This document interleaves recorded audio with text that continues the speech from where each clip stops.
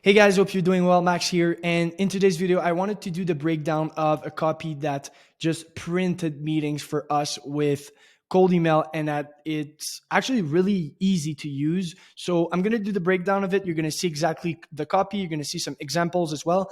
And I also have a cool follow-up strategy to use when you want to do like personalized follow-ups. So stay until the end of this video. I'm going to share everything, the prompt that we use, all that good stuff. So the first thing I want to share, obviously, to show you guys that this strategy works, this is our campaign. So we booked 24 meetings in 1 week. And I would say we average from 15 to 20 meetings with this strategy per week right now. And this is a campaign that we had for one of our clients where we kind of did like a similar copy and we had like 2 meetings a day with them with 4.3% reply rate. And so I'm going to show you the framework here and how it works and how the copies are built, right? So the first thing, obviously, hey, first name, just hey, hi, hello as in the syntax. And here, this is what's interesting here, okay? So the first line of the email, we use a personalized AI line that we built with Clay, okay? So we got data on Clay. You can also do it on Google Sheets. There might be a tutorial soon on how to do it, but you want to use a personalized AI line to show to the prospects that we actually kind of like did research on them, even if we didn't really do it. And then also you want to create curiosity within this personalized AI line for the prospects to actually read the rest of the email. Okay. So that's the first line here. And I'm going to show you some examples as well of personalized AI lines. Okay. So after that, you want to go into the mechanism. Plus, you want to tie the mechanism to a specific pain that the potential client might have. Okay. So obviously, it's really important to always segment your cold email campaigns. So we're going to get into that later in the video, but that's kind of like the framework. So your mechanism is essentially kind of like your offer as well, but you want to put it as like a new mechanism, a new thing that let's say your prospect, you're targeting, let's say, SaaS companies that want to drive revenue, whatever it is. So your mechanism should be tied to driving more revenue, and you can create curiosity like around that, if that makes sense. So after that, we go into case study, and you want to add specific stuff to the industry. Okay. I'm going to show you exactly how it works in the email examples, but just keep that in mind. Okay. Then you want to go with a soft CTA. Okay. I see a lot of companies, a lot of people that do cold email that put like, oh, like if you're interested, book a call, go on our website. I don't know, whatever it is. You want to use a soft CTA so that it's easier for people to say yes. And I'm going to show you an example in a bit. Okay. So keep that in mind as well. And then you have the signature. Okay. So that's kind of like the first framework of the copy that just performs really well. Okay. And then the second framework is a bit different. Okay. So it's the same thing essentially, but you're going to change the personalized AI line and you're going to put it as a PS. Okay. So same thing, mechanism, case study, soft CTA, signature, and then you want to put the PS. Okay.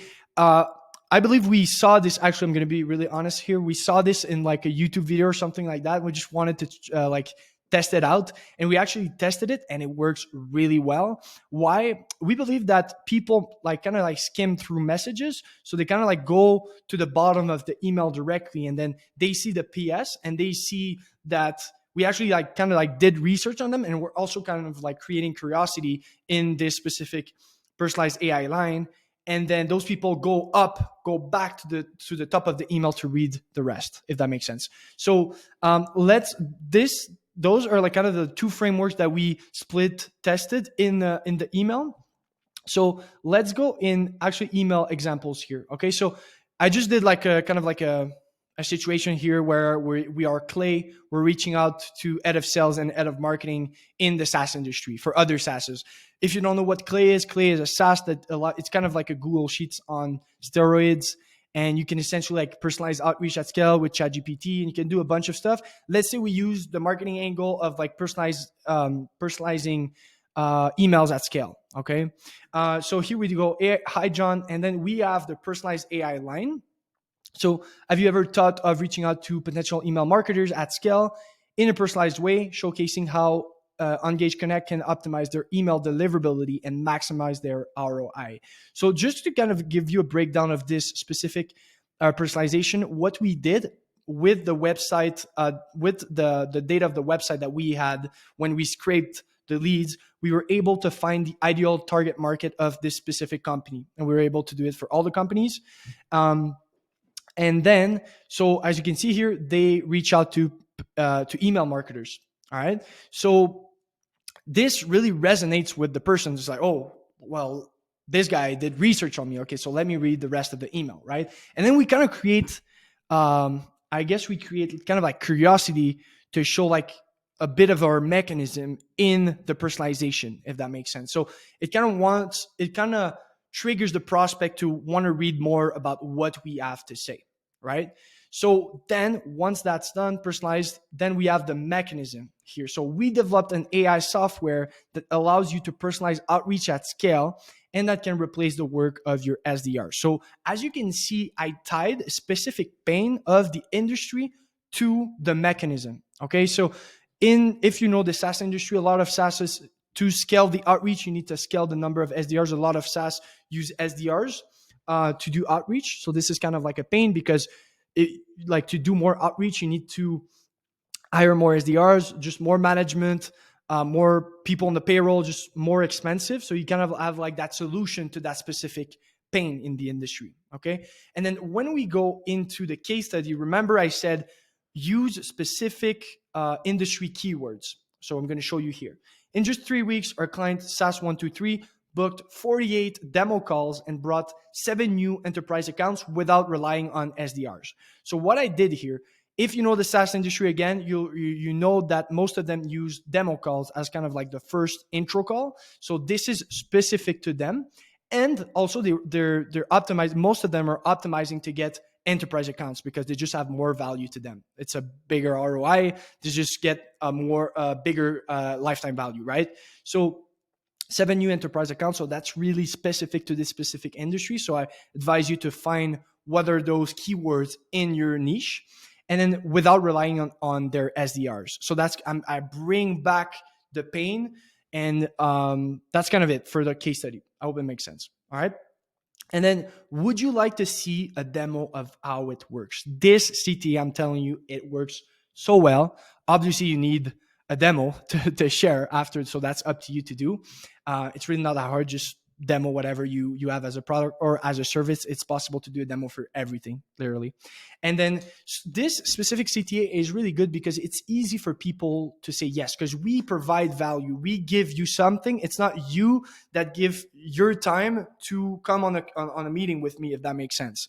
So you really want to push that. Would you like to see a demo of how it works? Really soft CTA.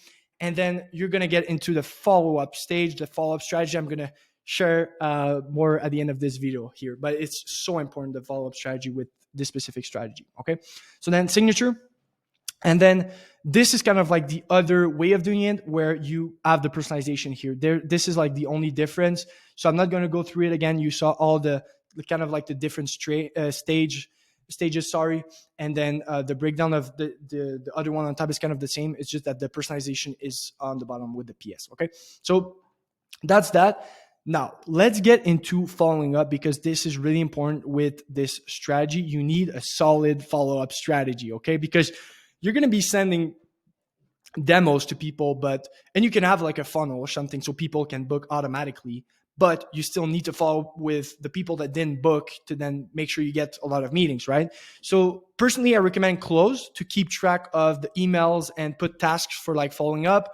Or you can also like use subsequences on Instantly, Smart Leads, Outreach, whatever you use to then kind of like follow up with people. So I have a quick follow-up tip I want to share here, and that's been working really well and kind of like increased our booking rate, our positive reply rate to book meeting, positive reply to book meeting, sorry. And this specific tip is using personalized follow-ups with ChatGPT, okay? This is kind of like the framework I built with a ChatGPT channel, so it's really easy. I'm going to show you the prompt as well. So this is the exact prompt. So just kind of like a quick breakdown of it. You have like exactly what ChatGPT has to do. Then you have two examples of it.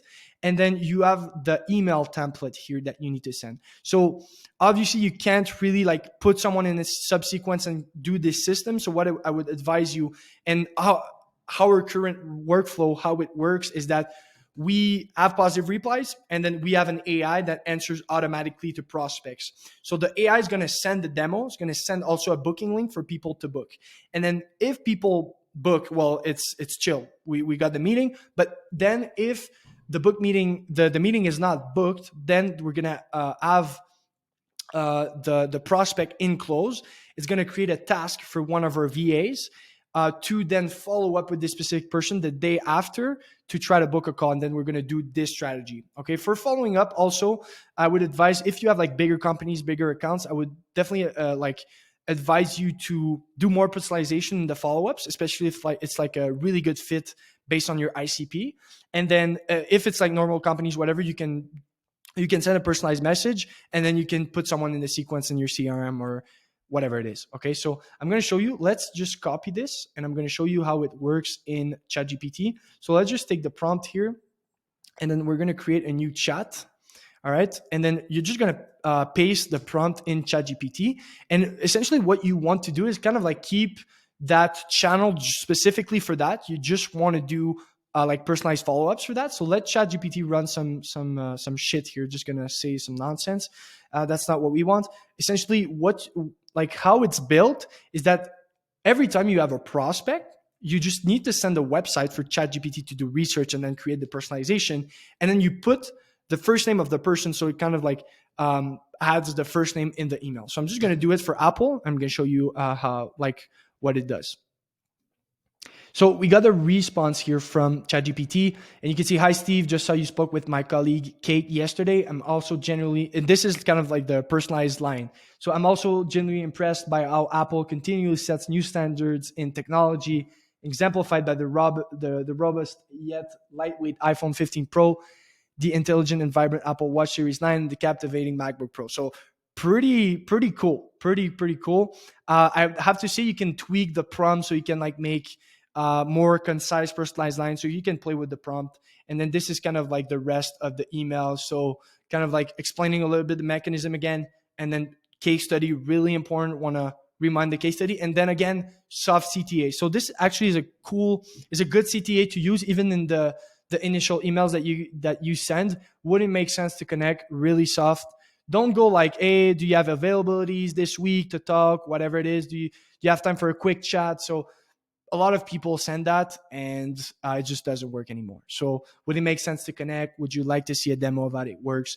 And then, as I said, you can then personalize other follow-ups if it's like bigger accounts. If it's just normal companies, like you can just put people in the subsequences. You need to have a solid subsequences as well. But that's kind of like the framework I would see. So hope you liked it. This was a framework, kind of like a breakdown of a copy and also the framework that we use with this copy to make it work, right? Because if you have a lot of replies, but then you don't answer, you don't follow up the right way with them, and yes, you send the demo, but then nothing happens, yeah, you might lose a lot of leads. So when you do soft CTAs like this, you want to make sure your follow-up strategy is optimized. So I hope it makes sense. It was Max here from Automate, and I hope you have a really good day. Bye-bye.